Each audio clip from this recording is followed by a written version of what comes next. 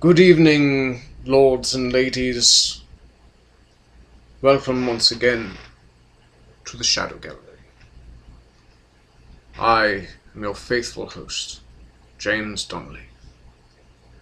I'm here to bring you my thoughts on HBO's new series, which premiered yesterday, Game of Thrones.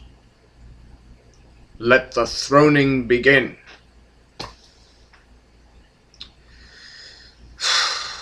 Well, this is one series I would like to dearly kick off its throne, if you get my meaning.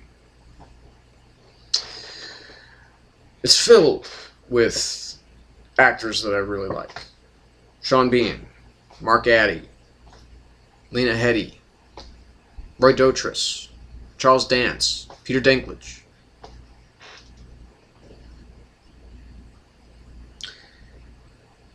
It's set in this, it's been billed as Lord of the Rings meets The Sopranos. It has this, kind of epic fantasy sweep with this familial, intrigue and infighting. Yawn. I mean, that's just basically what I was thinking, with the exception of the very first scene and the very last scene. It starts off with a bang. It's a very exciting sequence, very intense. And, basically the story as I see it is that, okay, so we've got Winterfall, which is where it seems to be at the snowiest end of the Earth, wherever this Earth is, if it's even supposed to be Earth.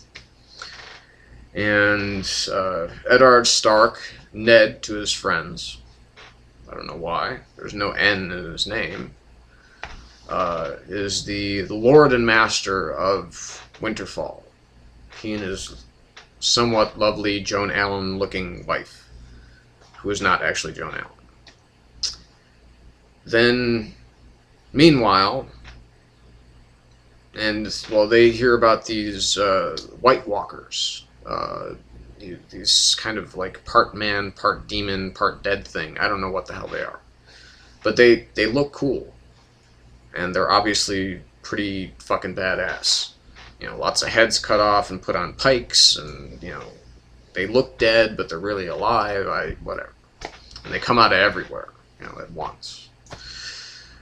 So, and he kind of shirks that off. He says that, the guy who actually comes back from this, whatever. Okay, so we see Eddard and his family. He has like 1 billion kids. And one of them apparently is a bastard child. And of course, he gets the shit end of the stick. But he seems to be okay with it, so it's cool. And then we have, back in King's Landing, which is the capital of the Seven Kingdoms. We have King Robert, played by Mark Addy, who I love, and his, new queen, who is Cersei Lannister, who's played by Lena Headey, looking beautiful, even if she has blonde hair, which doesn't really quite suit her that well. And we've got her brother, Jaime, who's played by someone I don't know and have never seen before. And he's the handsome, kind of roguish guy, and anyway, so all the three of them set forth to Winterfall. Meanwhile, in another place, which is called Pentos, not the Fresh Maker, we have Illyrio and Daenerys, brother and sister. Illyrio is this very creepy, kind of, it looked like the adult Draco Malfoy, and he's about as sinister too. He's kind of feeling up his sister. She gets naked, and before she takes a bath, and he is betrothing her to this kind of barbarian warrior king who's played by Jason Momoa, who will be the new Conan the Barbarian this summer. And she's very uncomfortable about it, but he's all happy because he's going to get warriors so that he can reclaim his throne, which is rightly his. And then back at Winterfall, where everybody's meeting and talking and eating and fucking and whatever. Also have Peter Dinklage as the impish Tyrion. Ty, whatever, they just call him the Imp. He's, whoring and drinking and, because they, what they say about little people, they got big dicks, apparently. So that seems to be the thrust of his character. No pun intended. So anyway,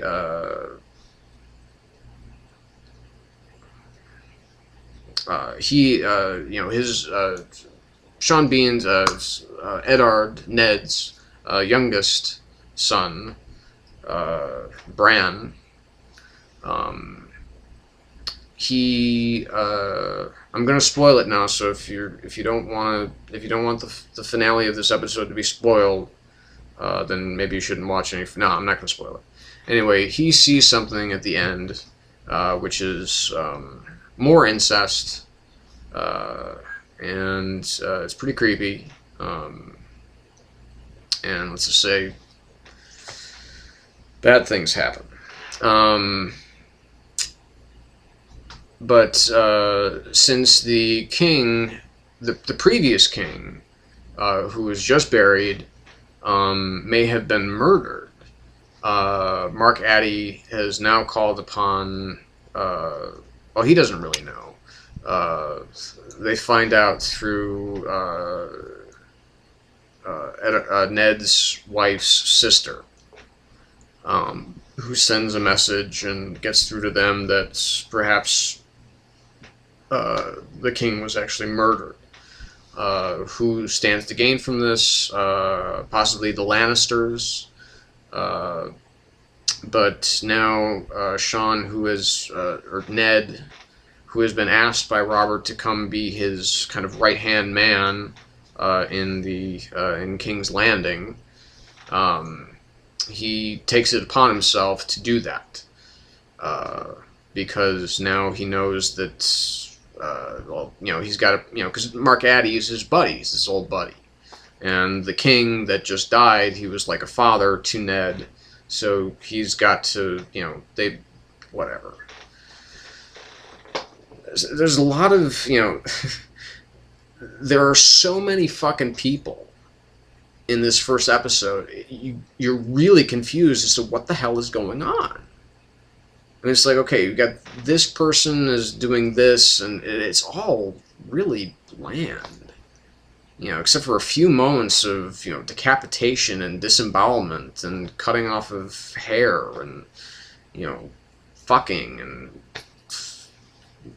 That's and just really dour. I mean, okay, I will give Tim Van Patten one thing, who directed the episode.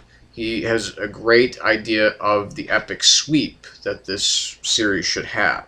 However, the characters and it has nothing that really pulls you in. It's just really bland. I mean, it seems like this was like for the BBC instead of HBO. And I think back to the greatest series that HBO has ever put out, which is Rome. And that had an immediate hook. I mean, not just because it was based on, real historical events, but you just had these people that you just kind of automatically, really, you hung on to. It had real intrigue, and it had real action, and real emotion. That's what was fascinating about it. And this is just meh. So I'm sure a lot of people out there are going to disagree with me. Go ahead, disagree. I don't care. But please let me know that you're disagreeing with me or that you are agreeing with me. Even cooler. So that's it for tonight. We'll see you later. Take care.